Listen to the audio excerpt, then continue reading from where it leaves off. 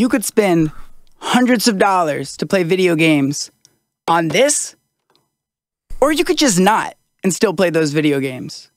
Does Google Stadia have a chance at competing with the PlayStation 5 and Xbox Series X?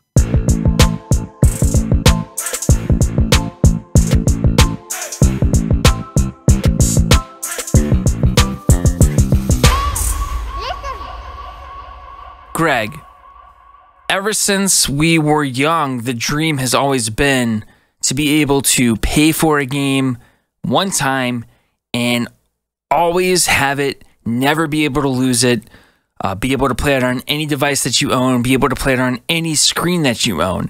And for the first time in 2020, that promise is showing a little bit of, we'll say, movement in the right direction. But as it stands today, that promise has not been fulfilled. And so I ask you, when it comes to, say, Google Stadia versus next-gen consoles, PlayStation 5, Xbox One, where do you think it stands, and do you think it can compete? Can it compete? Will it compete? Google Stadia is coming like a rising tide, and it cannot be stopped. That is not how I've heard people describe it. The promise of what this can bring to us will be every bit as revolutionary as Netflix was. And I understand you're afraid of the future. I get it. At one point in time, you didn't want to give up your DVDs for streaming, and now you pay for 6 streaming services. Same future is coming to video games, finally. There is no reason for your computing power to be owned locally, to be your hardware, when Google, through vertical integration, is going to finally bring us a real service that can stream games to us. High quality and cheaply to everybody. All right, well, talk to me about this, because this is the one major flaw I see in this service. Whereas there are other services that exist today that don't share this same flaw. But one of the criticisms of Google Stadia is, okay, so I buy the game on Google Stadia. Well, now I'm locked into Google Stadia. I don't even have the option of playing it locally, whereas something like Microsoft with Xbox Series X, they have a very robust plan for the future that includes Project xCloud that does have the same streaming capability as Google Stadia, but it's a little more flexible in that you can play it locally on that hardware, or you could stream it on your phone if you wanted to at night in bed. So how do you speak to that when you're paying $60 for a game? Why wouldn't you want to have the ability to play it in 4K HDR in your living room, or on your phone in bed at night, on your iPad, on your laptop, whatever? Why would you sacrifice that trade-off if somebody's offering it all? But your question is bunked from the start. The problem is you're asking me, why should I give up the ability to play games in a worse way?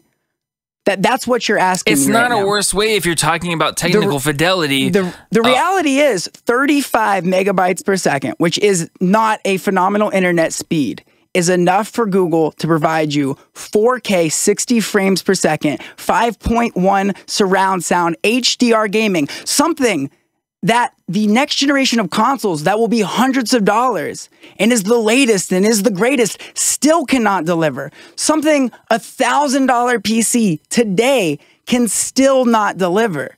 So the idea of 60 frames per second, 4K on your hardware, that doesn't exist. Nobody can afford that. Look, most people cannot afford a $2,000 gaming PC. Next generation consoles can't hang with those kind of numbers. And frankly, when's the last time somebody was like, well, why can't I download my Netflix video? It's like that question is like fundamentally silly. It's not if you're getting on an airplane. Let me tell you. Okay, okay, fair enough. But next time you see somebody with a PlayStation 5 on the airplane next to you, I will concede my argument. At that point, I'm done. I'm out. I get it. But that's not where we are today. And frankly, you can get 35 down on an airplane. Okay, so let's set aside the fact that not a single consumer has reported being able to share the experience of 4K HDR flawlessly through streaming, even when hardwired into a Chromecast. Let's set that aside. Let's pretend like, for a second, okay, we can get that performance. There's still another problem with Google Stadia, and is that is their ability to get developers to prioritize their platform. And let me give you a couple of examples. Borderlands 3 was not day and date released on Google Stadia, and not only was it not day and date released on Stadia, but it's not day and date supported in terms of patches. And so there are still significant issues with that game on that platform that have been fixed on other platforms. And let me give you another example. Cyberpunk 2077 is coming to consoles in September, mid-September. I think it's September 17th. It does not have a hard release date on Google Stadia. It's promised by, quote unquote, the end of the year.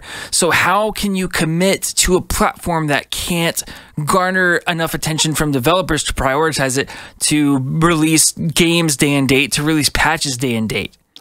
You are talking about a problem that exists today, but we are talking about the next 6 to 10 years. That's going to be, we're comparing this to the next generation of consoles. 6 to 10 years is what we're looking at from today. Those are problems that exist right now in this moment because it's new, right? But the reality is, plenty of games don't release day and date with Steam versus other, platforms. Our game comes out on Xbox for a year first and then PlayStation. Those are issue types that have existed for as long as games have existed. And the reality is the technology will progress so rapidly, we'll look back and we'll laugh. I remember the first time we could stream a movie, I was just like mind blown, and it had to buffer, and we're like, oh, you're talking about the issues of today, and you're ignoring how much this tech is going to progress. And also, you're not understanding the potential upside of this, right? Google, it owns the data centers. They own the platform, right? The people who are really going to be into this are going to own the controller, which is also going to help with latency. They're going to own it start to finish, and it's going to be a polished product. And it's going to be, when 5G is right around the corner, and a few years from now, it's going to be ubiquitous. And you're going to be talking about easily being able to handle this on your phone. You're going to be talking about, the ease of access is only going to get easier. So when you talk about problems that are problems today, it's hard not to laugh at the lack of foresight. Sure. And I don't disagree with you for maybe the next gen, so the PS6. But the reality is these consoles are coming out in November, a matter of months. And what we're debating today is, can Stadia compete today with next generation? And I contend that it cannot. And I contend that Microsoft has a better plan moving into this next generation with all of their offerings. And not to mention Sony partnering with Microsoft to take advantage of Microsoft Azure for their backend, and utilize that for their content streaming services. So I don't know. I just feel like all signs point to maybe streaming is the future for, say, like 10 years from now. But if you're talking this next gen that's going to occur in a few months, we're just simply not there yet. And if you are somebody who prioritizes the quality of your gaming experience, you're going to want to stick to local hardware. If you're somebody who spent all that money on a 4K television and are going to flip on your $500 or $600 PS5 and then be astonished that you're still playing 1080p games. You're not playing. Okay, they have come out and said there will be 4K games on PS5. There will be 4K games on Xbox Series X. 4K games, but we are not talking about 4K 60 FPS. That's just the reality of it. They still can't hang with that. We still know that. And if you want to take full advantage of your other hardware that does have to be local, streaming is going to be that. Let me ask you this. We fundamentally agree that if the promise of Stadia comes true and what it says it will do for us, it really does. We fundamentally agree that that is, no questions asked, better, right? Yeah, do you think that's going to be the case in November? Do you think that's going to be the case in November? Hold on. And look. Answer my question first. Fundamentally better to be able to stream in 4K 60 frames per second on any device you own connected to the internet. Is that promise better? If Google commits to the platform, which is another question I have, because Google doesn't commit to products. So I like the idea intrinsically. I don't necessarily trust Google to deliver it. You said it better. You said it better than I said. You said since we are kids, we dreamed of a day this reality could come. So that says enough right there.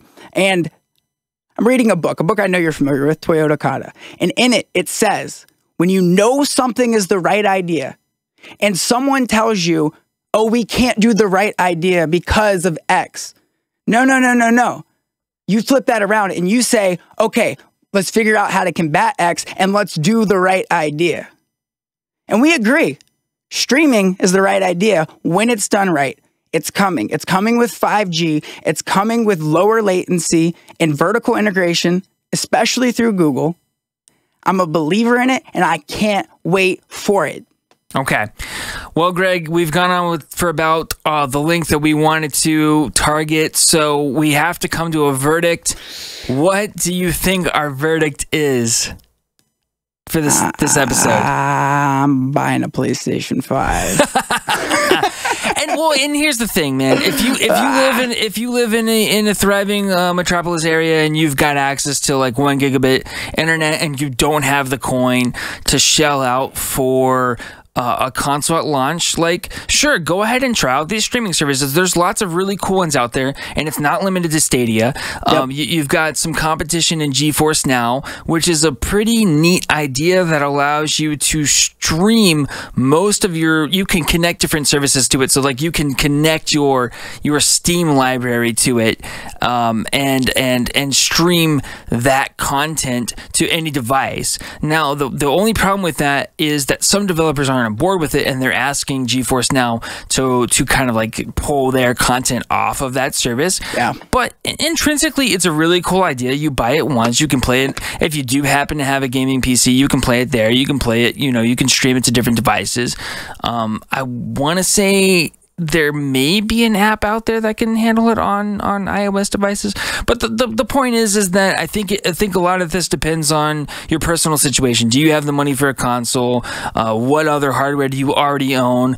What amount of jank are you willing to deal with? Right. So well, I don't think there's one concrete cut and dry thing that will like one size fits all. Well, the other thing here is one, I legitimately do believe in the vertical integration component of Google owning tip to tail. I do think that's going to help, and I do think they're going to get there with it. And if they don't, Microsoft is on their tail because they have similar infrastructure. The other thing here is that you really realistically have to consider is the fact that Stadia is free to try. If you're questioning whether your internet or your devices or if it's currently going to work for you, jump on and try it. You don't have to have their controller. You can jump in with your PlayStation controller, your Xbox controller, and you could try it right now. And they're opening that, and it's getting broader and broader as we speak and as time goes on here. Yeah, I mean, they have a 1 month pro trial, and I think that comes with games even like as big as like say Destiny 2. So certainly you could jump on there and try some of these services out without making any sort of financial commitment. And not only that, but you're not buying the hardware. So it's not like you buy a PS5 and you're like, I don't really like this. You're not stuck with anything. You're not. Also, there's absolutely no sign that Google is going to have like these killer must-have games. Like I choose PlayStation over Xbox because of The Last of Us and God of War. Like those are my two favorite games. And there's no sign that Google's going to have anything like that now. I mean, we said the same thing about the Epic Game Store at one point, and you know what they've tried.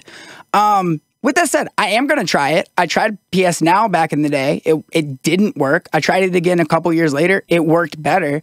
And I'm hoping when I finally give Stadia a more fair try that it's going to work as well.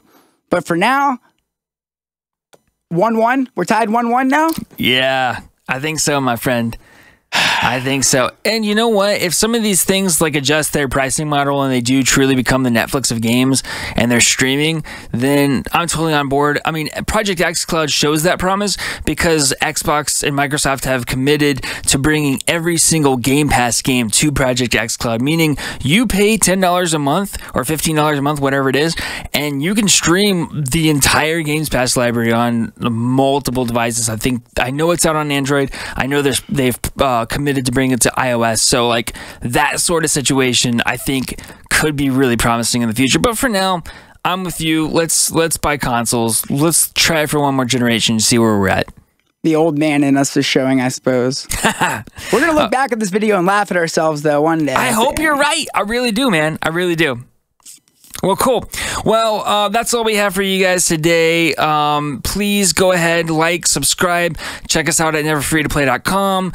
Go check out our podcast, which is like our long form format where we talk about gaming news and different gaming reviews and that sort of thing, spoiler casts. You guys have a fantastic week. We will try, but we are never free to play. Boom.